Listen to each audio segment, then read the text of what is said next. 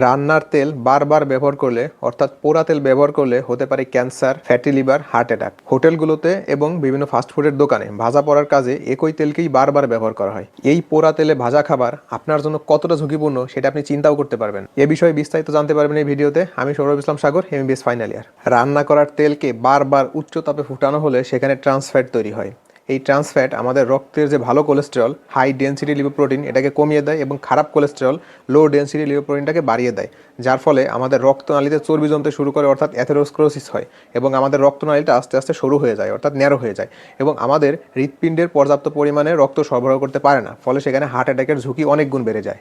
Journal of agricultural and food কেমিস্ট্রির একটা গবেষণায় দেখা গেছে এই তেলকে বারবার গরম করা হলে সেখানে থার্মাল অক্সিডেশন হয়, যার ফলে হার্ট অ্যাটাকের ঝুঁকি কয়েক গুণ পর্যন্ত বেড়ে যায়। তাছাড়া এসব পোড়া তেল ব্যবহারের কারণে সেই তেলে ফ্রি রেডিক্যাল তৈরি হয়, যেই ফ্রি রেডিক্যাল আমাদের কোষের যে ডিএনএ থাকে সেই ডিএনএকে ড্যামেজ করে দেয়, ফলে আমাদের কোষের স্বাভাবিক বৃদ্ধি ব্যাহত হয় এবং অস্বাভাবিকভাবে কোষগুলো বৃদ্ধি পেতে থাকে, ফলে ক্যান্সার হয়।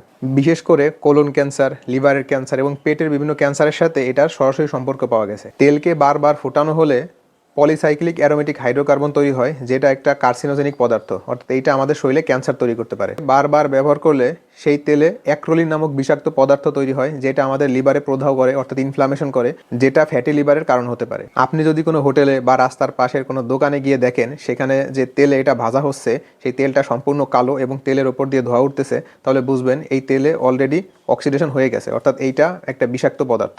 অর্থাৎ এই তেলে ভাজা খাবার আপনার জন্য স্বাস্থ্যকর না, আপনার তখন এই খাবার না খাওয়াই বেটার। ভিডিওটা ভালো লাগলে শেয়ার করে দিবেন, আমার আইডিতে ফলো দিয়ে রাখবেন।